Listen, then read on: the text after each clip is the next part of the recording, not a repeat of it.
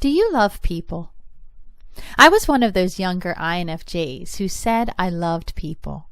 When I was in my late teens and my 20s, I remember thinking and even saying how much I loved people. I wanted to be with people. I wanted to talk to people. I wanted to share experiences with people. And I did. I had a lot of people interactions in my younger years. But as I grew older, I started to have an inner conflict about what I was saying versus how I was really feeling inside. So I had been saying all those years that I loved people. But then I started to feel like I didn't necessarily love people, not all the time. I needed a break from them. People were too demanding. People were wearisome. People would tire me out. Because I wasn't self-aware, there was an inner conflict within me because I believed I really loved people, and I didn't understand why I was having these feelings. These two thoughts were in direct opposition to one another. And I was heaping expectations of all sorts on myself when it came to the people in my life. It took a long time before I could begin to sort it all out. In my earlier years, I was very attentive to people. I was fascinated with them. I wanted to do everything with people. I wanted my life to be revolved around people. I couldn't get enough people experiences. So I was very attentive to people I came into contact with. Because I wasn't self-aware, I wasn't wise in how I handled my people experiences. In other words, because I didn't understand myself, and because I didn't understand this fascination I had with people, this is where I started having difficulties in my life. People were always drawn to me from a young age. I never had problems finding people. They always came to me. And because I was so fascinated, I would listen to them. I would interact with them. I would show a lot of interest in them initially. Then, after a time, I would be ready to disengage from them. I would try to step away. I wanted to slip away, but they didn't want to let me do that. They wanted to cling to me. They wanted to be my best friend. And in my youthful immaturity, I had no idea why this was happening because I lacked self-awareness. Why were these people not letting me be? Why were they not leaving me alone? I kind of got to the point where I was done with them, and I would try to disengage, but they wouldn't allow it. They kept chasing me down. And it was frustrating to me because then I would get upset at this person. I don't want to be friends with you. What made you think I wanted to be friends with you? And of course, what made them think that? It was me.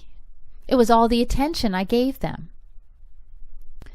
We live in a world where there are a lot of selfish people out there.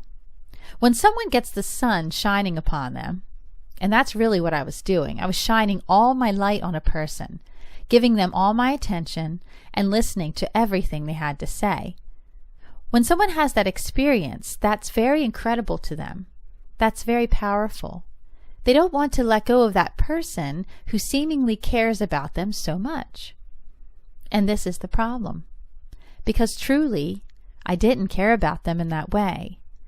And this next part I'm going to say is what will sound extremely cold. There's a reason for it, and it's the truth, and sometimes the truth is stranger than fiction. It took me a long time to realize I loved the idea of people. I loved studying people. It wasn't that I loved the person necessarily, although of course I have relationships in my life which are like that, but that's another story. Right now I'm just talking about general people in my life. So I love the idea of people. If I am to tell the truth, I want to dissect people. People are puzzles to me, and this is where it gets really strange because I almost don't see people as people. I see people as puzzles. I want to crack them down and solve them. I want to figure them out. And this is something I didn't understand about myself when I was younger. I would turn all my attention on someone because all I wanted to do was crack them down. I wanted to dissect them thoroughly. I'm a people scientist. I have this image of myself now as some kind of scientist that wants to hold someone down under my microscope and take my fingers and peel back a layer here, peel back a layer there, and just completely dissect them. I had another analogy I wanted to use, but that one was even worse, so I deleted it. All of this sounds pretty bad, But there's a reason for it. If you are a person who has been gifted with the ability to help others, you can't get intimately involved with them. You can't have these feelings of love for everybody. You just can't. You can have empathy for people, but, and I've made this analogy before in one of my videos, it's like being a counselor. A counselor can't love all their patients. There has to be a detachment. There has to be an impersonal detachment from the person they're helping. You have to be objective when helping someone or studying someone. You have to be clinical. I think we love all people in such a way that desires good for all. I can say I have compassion for the human race, but the way I look at each individual could be considered very cold by others, and I realize that. But again, it has to be that way. There has to be this detachment from people in order to objectively observe them.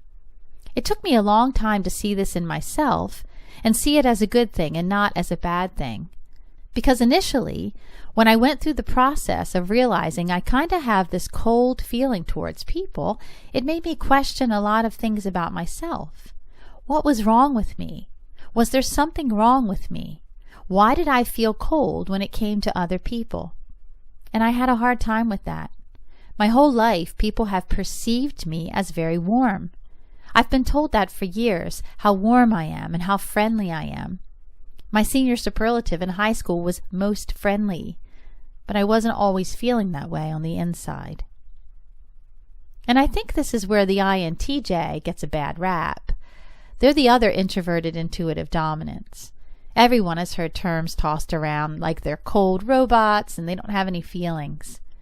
I think the NI, being an NI dominant, I think you are in the zone most of the time, in your head, in this strange place of intuition that is extremely hard to explain.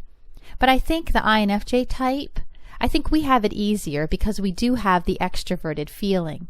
So we come across as warm, whereas they kind of come across as cold. It's interesting because I think it's kind of the opposite inside. They are very warm people inside, and I can be very cold inside. I project myself as a warm person, but when I'm studying someone, I'm very cold and detached inside. But they don't see that part of me. They only see the warm part.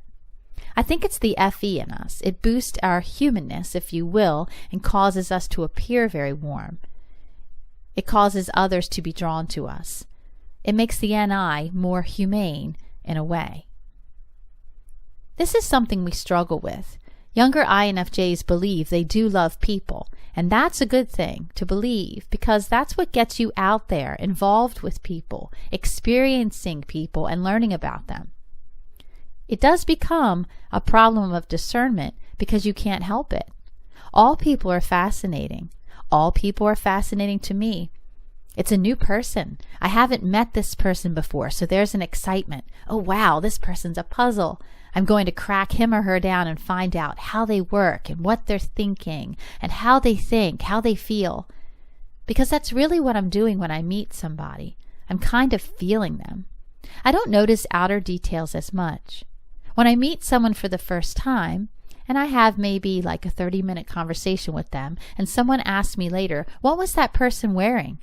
Sometimes it's really bad, like what was their hair color? And I have no idea because I don't look at things like that. I don't look at the person necessarily. I feel them. I feel their character. I feel their emotions. I feel their thoughts. That's what it's like for me. I have an impression of a person. I don't observe the details usually. I mean, sometimes I do, but overall, that's not important to me. I'm looking at the inside person, the things which aren't visible to the eye. I see the invisible. In my first video on this channel, I referenced seeing into someone's soul. I don't think this is the best terminology and would not use those words now. It has undertones of being some omniscient being who sees all and knows all. That is not the case. I am just a mortal human being. Perhaps a better way to say it is that I feel the essence of a person. However, this feeling, the abstract of a person, is very interesting in that it happens without me thinking too actively about it. In other words, I do it almost as a second nature thing, kind of like how one drives a car after decades of driving. It's the NI and FE working together, and those two functions have been holding hands and working for me in such a way all the way back to my early childhood. I just knew things about people because I felt it. This is what presents a problem for the younger INFJ, because you do this to people, and then it's hard because they want to be your friend. They have interpreted that you are more interested than what you are.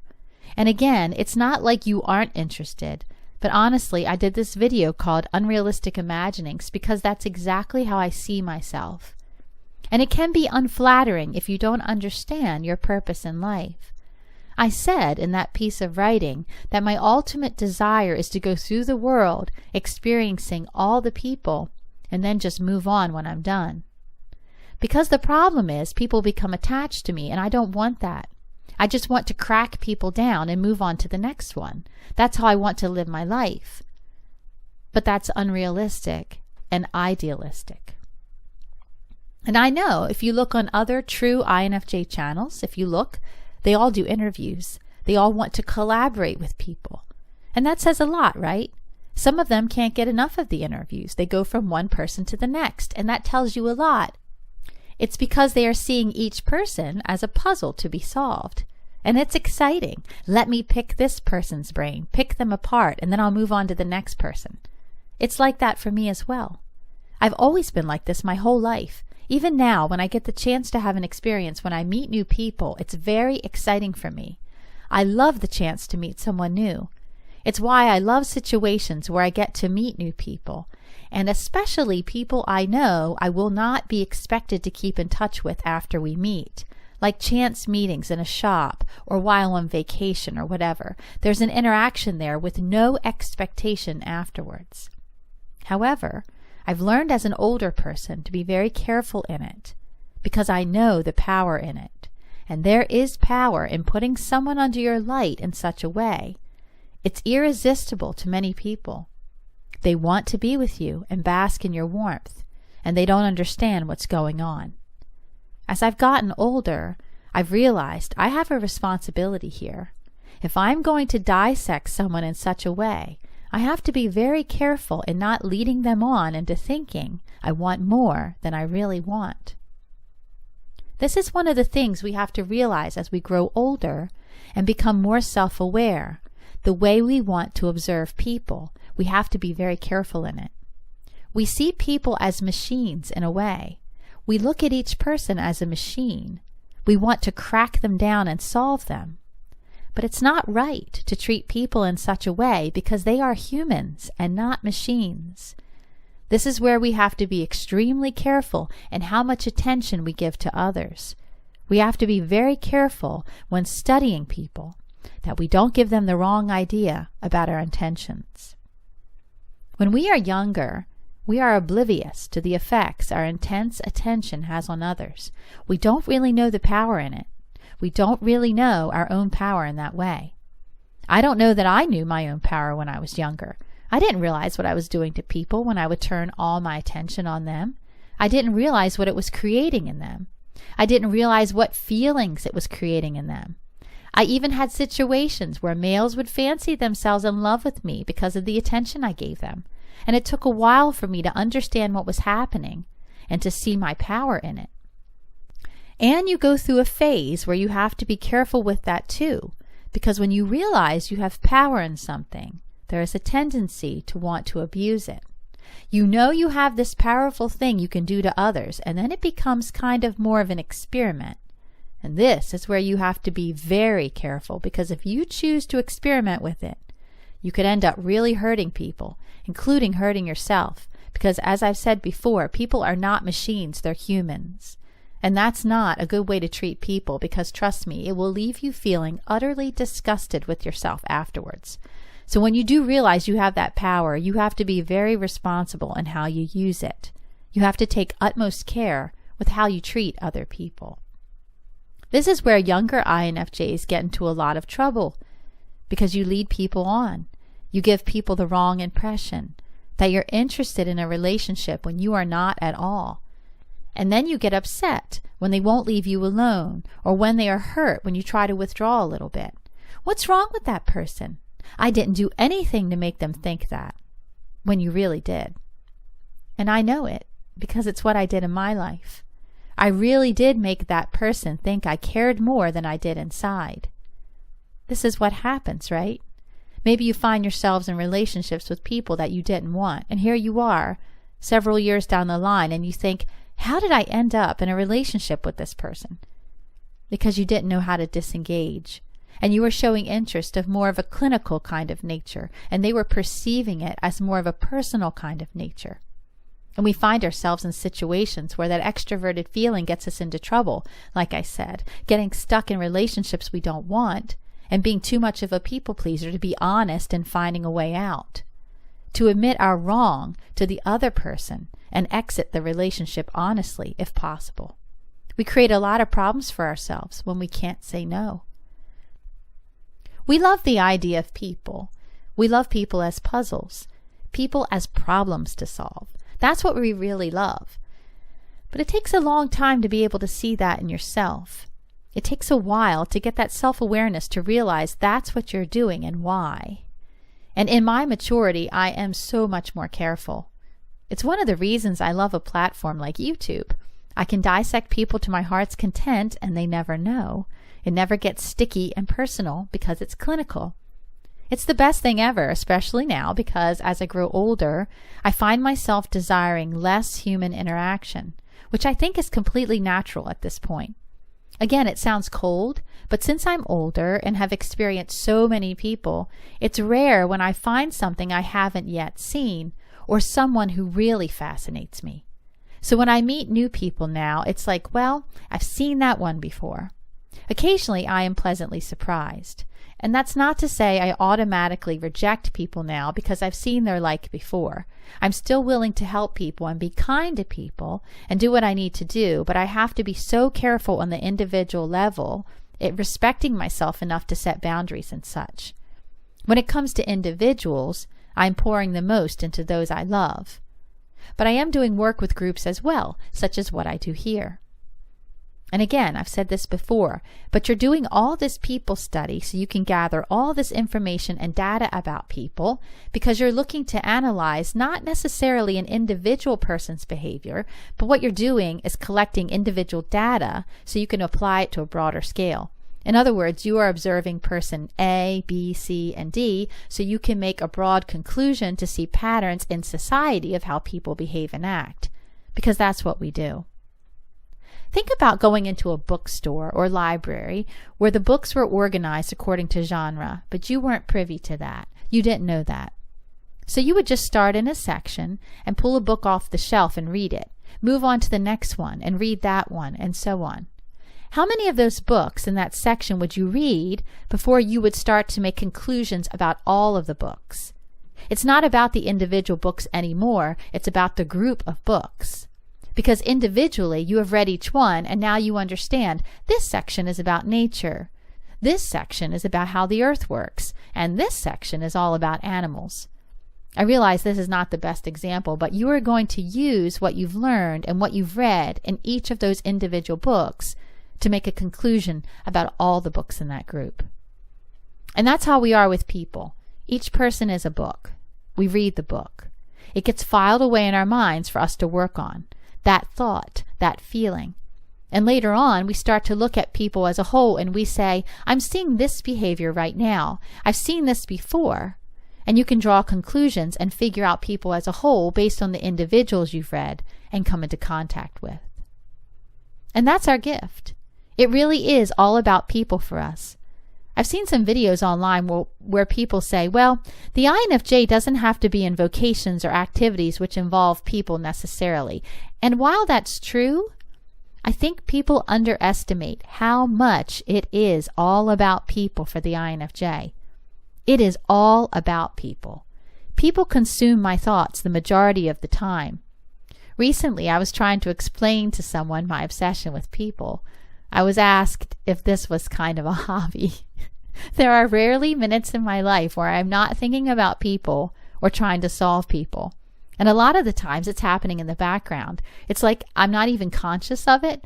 It's all kind of humming along, and all of a sudden I have a thought, and it's kind of where my mind is bringing everything together. This is interesting. I've just had this conclusion, and it's because my mind has processed all this data I have gathered. For instance, the other night when I was almost asleep, I thought of someone I knew from college who I hadn't thought about in decades, and instantly I thought of a younger person I know, and immediately I could see how very similar they are and how they are the same type. This kind of stuff happens to me all the time now. Things involving people just keep linking up. I guess it's a lifetime of data which is now all connecting in meaningful ways. I think it hasn't been stated enough out there how much the INFJ type is fascinated with people. It really is a driving force in our lives. We simply can't get away from it. So do I love people? Yes. But the way I want to study them is very objective. It's very clinical. It's very purposeful. I'm looking to get information, to gather data from every single person I meet so I can come to conclusions about people as a whole. I care about humanity. I want a better world. I grieve at things I see when I know it should be better. I know you do too. We can't solve the world's problems, but we can do our part. You just have to know what that is. And I hope this video helped you perhaps figure it out a little bit more.